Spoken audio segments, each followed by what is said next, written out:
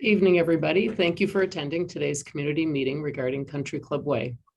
My name is Laura Kaifas, and I'm with the Tempe Neighborhood Services Office. I'll be helping with hosting today's meeting.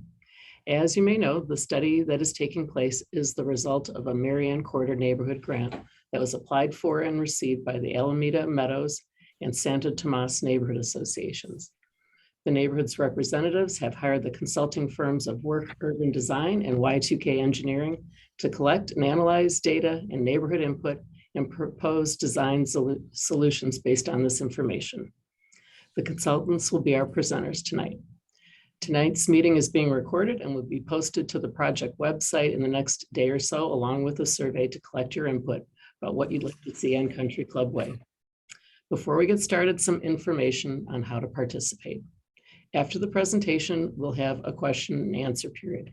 You can either type your question in the chat or raise your hand, and I will read them, hopefully in the order that they're received. To raise your hand, find your name on the participant list and hover over it. The hand icon will appear, click on it. This will put the icon by your name. You can click it off once your question has been answered. If you're on your cell phone, please click on the chat bubble. If there are many raised hands, I will try and call on folks in the order that the comments are received. Please note that the comments from today's meeting will not be logged as official comments. To do that, we really need you to sign into the neighborhood survey after the webinar. Okay. The comment period for this will be open till November 9th. Okay, I think that about covers it. At this time, I'd like to introduce Ann Till. Ann is the chair of the Alameda Neighborhood Association. Ann will kick things off. Hello. Again, my name is Ann Till, and I'm in Alameda Meadows. I live along Meadow Drive, and I've been here 25 years. And we've had a lot of commentary on Country Club Way, and so the Santo Tomas neighborhood chair and I kind of collaborated to see what we could get going on this project. And to make it clear, this project is more to start. It is to design and get drawings out that are approved by the neighborhood and in the city. So I wanted to clarify that there isn't an option we kind of want to stay on target with the survey as far as what we want on the street. And so anyways, trying to think what else. I guess I'll pass on to Carolyn, who's the Santo Tomas chair.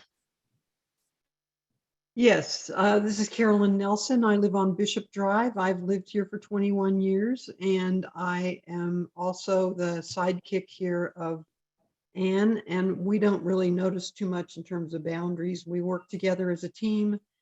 Ann mentioned that we're trying to get design drawings. The objective is really to get design drawings approved by the city, and also the people along Country Club Way in particular. We need everybody along Country Club Way to agree on changes to Country Club Way. So it will mean that we need all of the folks on this effort in this neighborhood community, especially those people who are along Country Club Way, to be involved, give us feedback so that we can make sure we meet the needs of everybody in the neighborhood group here. Again, I live over on Bishop Drive. I'm always available for help, questions, comments, any kind of discussion you may want to have. Ann and I did meet with another HOA group that's further south, and while their willingness and actual intent on being somewhat involved, they would like to initiate possibly another project with the other portion south of Cairo for their work effort, and that's going to be a separate effort. So we can't extend this project beyond the current definition, which is Cairo to the school. So anyway, let's, I know we've got a full schedule ahead, so I'll pass the baton back over to our host.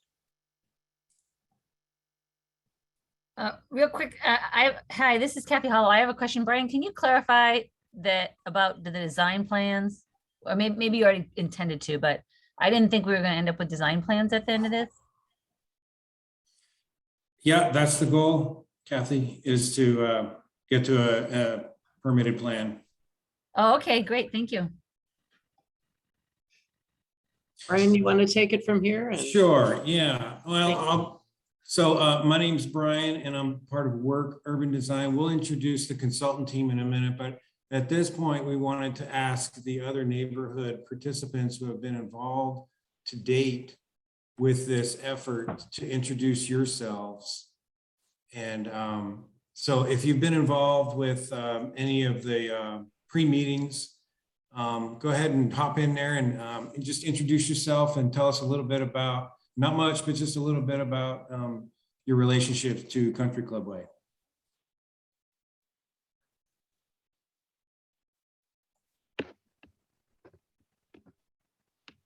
Let's see, I think who do we have? Yeah, who's on the call? We have. Hi, this is Jeff Tippett. I live on Fairfield Drive. Hi, Jeff. Marianne. This is Marianne. Yes, Marianne Harriman, and I live on Country Club Way. Hi, I'm Ellie Tierney, and I am the co-chair for the McClintock Neighborhood Association, which is just south. And glad to be here. Thank you for getting us all together. Thanks. I'm Lucky Wilson, and I'm the co-chair for Alameda Meadows with Ann Till, assist with what she needs. I'm Michelle Davis. I live on Concordia, so I drive up and down Country Club quite a lot.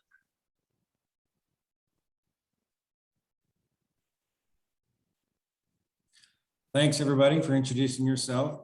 So we'll introduce the consultant and the city team, and then after we make our introductions, we want to continue to introduce the rest of the attendees. You'll just hop in there and just like they did, give your name and your relationship to Country Club Way. But I'll start with my name. I'm Brian Sager. I'm a landscape architect with Work Urban Design. And we are the prime consultant for the project, and our focus is landscape architecture and green infrastructure and low impact development. Jesse? And I'm Jesse Westad. I work with Brian, principal of Work Urban Design. I'm Jan Kaprowski with Y2K Engineering, and I'm supporting the project team as a transportation engineer focused on multimodal design and transportation safety.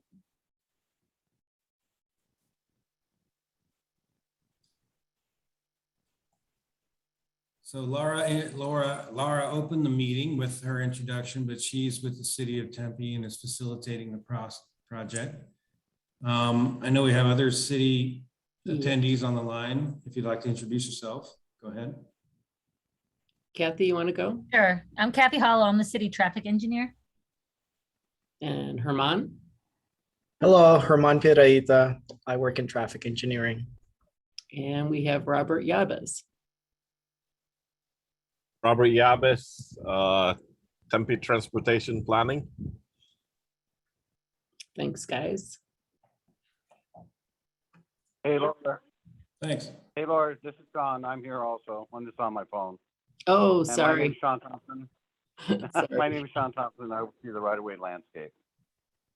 Sean's a very important part of this discussion. I just didn't see him on here. Thanks for joining us, Sean. Not a problem.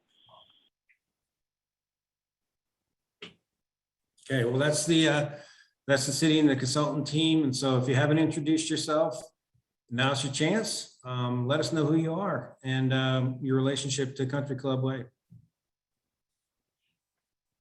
Hello, My name is Preston Hunter. I am the co-chair of the McClintock Neighborhood Association with Ellie Tierney, who already introduced herself. I'm Marion Durham. I live on South Bala, just north of Alameda, and I have been here for 36 years.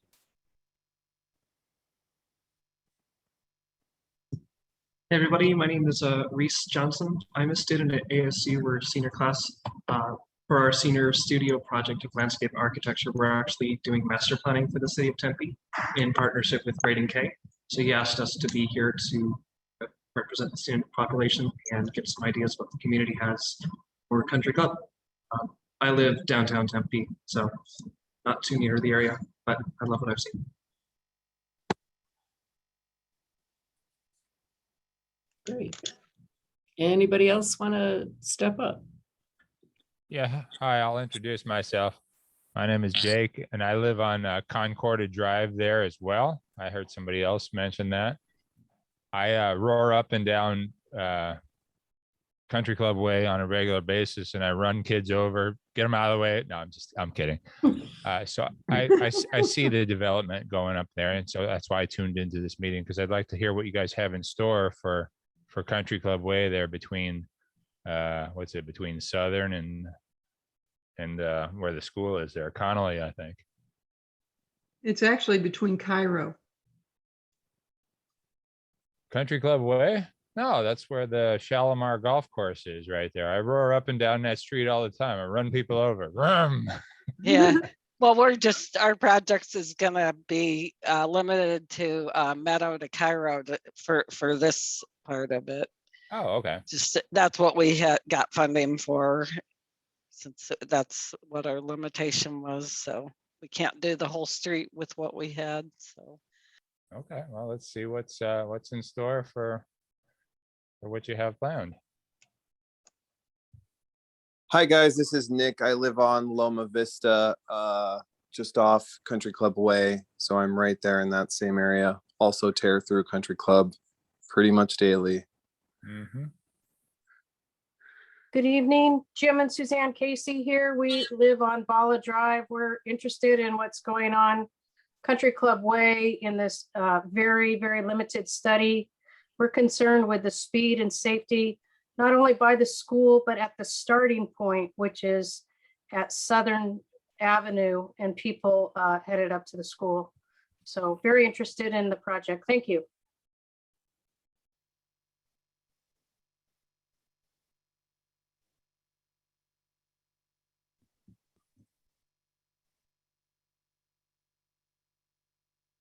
Okay. Well, thanks everybody for introducing yourself. Thank you for making time tonight to be at this meeting. I'm gonna go through the agenda really quick. So we've handled our introductions. We're just gonna touch briefly on the project background, discuss some of the project goals. We wanted to reserve a lot of the meeting time for public input. And so the second half of the meeting is really committed to, having a discussion about your observations and your thoughts on this bit of roadway, and then we'll close and we'll have some follow-ups to come. So this is the first of 3 public meetings that we will hold regarding this project. This is basically an introductory meeting just to let the attendees become aware of and familiar with both the project area and the project goals. The next meeting we have, we'll discuss some design interventions, some design concepts that we will have at that time, and we can review them and have a discussion about them. And then the third meeting will be the summary of, basically what the established concepts that we're heading towards. So as Ann mentioned earlier, the project area is essentially Country Club Way from East Meadow Drive to Cairo Drive. And some of the project area, some of the things that happen in this project area is that there is some traffic congestion.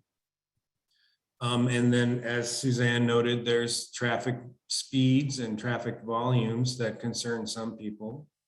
There's site distance conditions that are irregular. And there's also just a lot of heat and sun, which is kind of endemic to the entire valley. But in this particular piece of roadway, there are just a lot of, reflective heat and bright sun hitting the road in this area. This photo sort of describes school pickup. It's pretty congested. There's a lot of cars. And then with the combination of children and parents who are walking and riding bikes with all the vehicles, that tends to be a challenging time of day in this corridor. And then just traffic volumes, you can see on the bottom right how there's just a lot of combined pedestrian and traffic movement in this location. Sight distance, to elaborate a little bit on the sight distance, you can see this detail that shows the intersection of Country Club and Alameda on the right-hand side of the screen here. So on the north part of Country Club, you can see it's a 2-lane road. And then on the south side of Alameda, it becomes a 3-lane road with bike lanes, and it widens out significantly.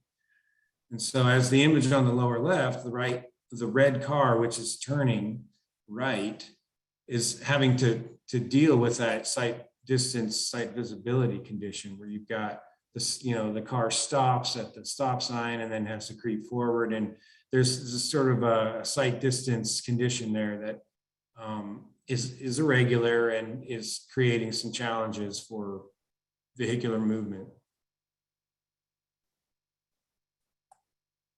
And then, of course, heat and sun, it's hot. And so to support multimodal or pedestrian and bicycle users, shade is important. Shade tempers the environment. It makes people feel more comfortable. It makes them more, willing to ride and walk on the street. So if there can be an introduction of additional shade from shade trees or landscape, that would certainly make the pedestrians a little more comfortable. So that's kind of the background, and those are the conditions that the neighborhood group brought forward in trying to take action to make improvements on this corridor. Am I coming through okay? Ann, can you hear me all right? Coming through great. All right, terrific. Good Hey, job so far. You know how sometimes your mic's muted and no one wants to say Yeah, anything. you're wondering, is anybody there? So, Exactly. Okay, thanks for that. So kind of looking forward, what we're trying to achieve with this is a handful of goals here. Traffic calming, lowering the speeds of vehicular traffic, accommodating different modes. So as you may have seen, and I'll pop back, but there's drivers, there's golf carts, there's pedestrians. There are a lot of different modes that are already using this. So by modes, we mean, ways to use the street. There's just a lot of ways that people use this corridor. And we want to have an accommodation for those different ways. The sight distance at the intersection, some resolution about the sight distance would be positive. But in general, an enhancement of public space, meaning additional landscape possibly, or lane striping, or possibly the introduction of public art. And as Ann mentioned earlier, the goal here is to get construction documents that are permitted by the city. And so that's our end goal here, is to go through a public input and a design process, which will result in construction documents that then can be utilized in the future. So, and just to emphasize that we want to have a plan that's achievable. We want to have something that we want to have a goal that's within reach. We don't want to have something that's just going to get put on the shelf and put away and collect dust, So what's top of mind for us as the design team is to keep things, like positive and in moving, but also in scale for what the project offers. So we're going to look a little bit into detail on some of the goals. Traffic calming can be achieved in a number of different ways. The way that we're showing here is a bulb out.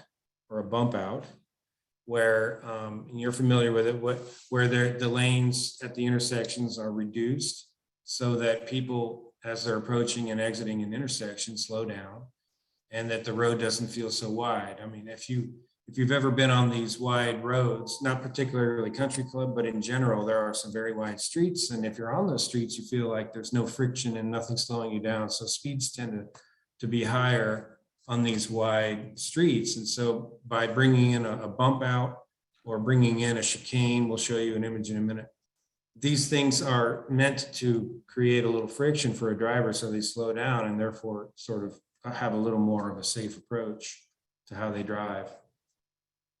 You want to jump in? And just reducing the amount of space that it takes for a pedestrian to cross the street. Oh, that's a good point. Yeah. So that's one approach. Here's another approach, introducing a median. In this case, it's a planted median. It again sort of narrows the travel lanes, but it also has the added benefit of introducing texture and plants, landscape into the street, just to, sort of enhance it and create more green.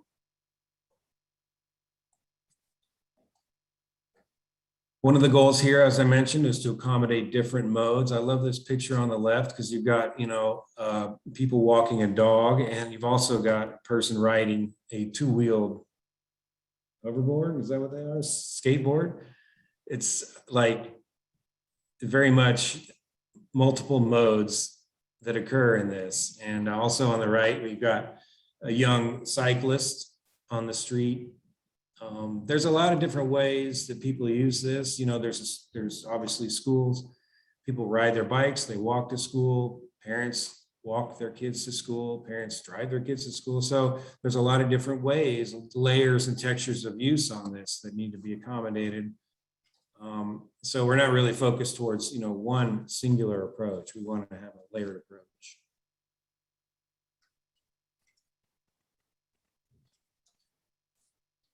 Safety improvements.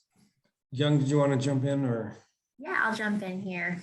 So traffic calming goes hand in hand with safety improvements as we're able to reduce excessive speeding on a roadway like this that serves residential areas and the school. It creates a safer environment for all users, including drivers, bicyclists, and pedestrians. So here's a couple of examples along with the other traffic calming examples that were shown earlier.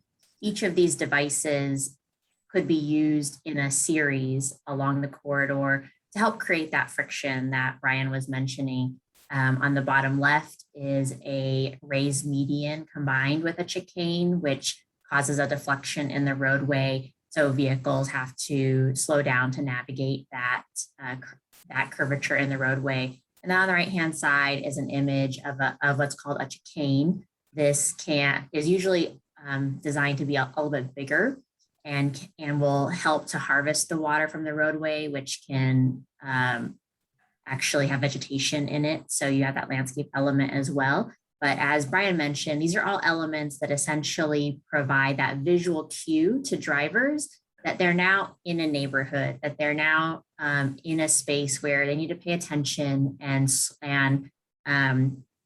keep their vehicle at a reasonable speed to navigate these devices in the roadway. Next slide. There's a couple of other safety improvements that have been used in various areas within the city of Tempe and in other areas around the nation. On the left is an image of a traffic circle. This is an improvement that works really well in certain areas because it creates a traffic calming element because drivers have to drive around the traffic circle, similar to a roundabout. However, implementing it as a retrofit project has very little impact to drainage and other ways that the street operates. So it can be a nice option. And as you can see, there's a tree in the middle. You can also integrate neighborhood or public art.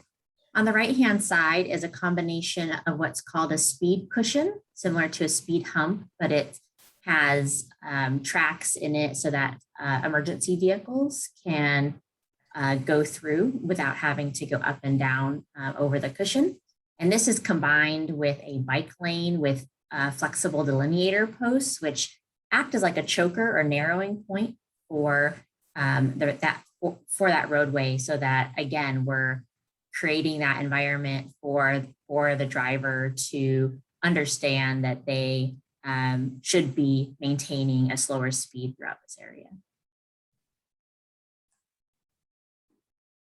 Thanks, Young. We can discuss these together, but the focus of this slide is to sort of focus on rainwater harvesting and rainwater capture. Depending on how roadways, sometimes they have a crown section, so the water runs along the curb. Other times they have different configurations, but when you have, water running towards one side along a curb, you have the opportunity then to capture that and to utilize that in some landscape areas. So on the bottom left, you can see the water runs along the curb into that planter. And, this used to be innovative and new, but you're starting to see these more and more all over the valley and all over the nation. And so it's becoming more of the public fabric of our streets. And we feel like this would be an enhancement. You can utilize the water that's available. You can add some shade, you can add some trees. On the right side is the same. It's just there's curb cuts every so often where the curb is depressed or recessed, and it allows water to pass through. And as long as the planter on the backside of that is lower than what the street is, water runs right in there. And it also has the added benefit of mitigating downstream flooding, which is kind of a bigger picture. That's not really our project goal, but as you see these, realize that if every drop of water that gets caught up in this doesn't go downstream and doesn't add to downstream flood surges. Let me just run back on that one. Yeah. Another important piece to the, capturing the stormwater is think of all the oils and things from the tires and all those kind of pollutants that are collected on the street. So when we get that first big rain, what the point of this is that it will go into the sediment trap, and then you use vegetation to kind of naturally clean all those pollutants out of it before now that is hitting a natural waterway or going into our storm system. So you're using nature to help clean all these oils out of it and kind of cutting down costs downstream. Awesome. Here's just an idea on just kind of a sketch that describes, necking down, narrowing down the roadway, and with the use of planters.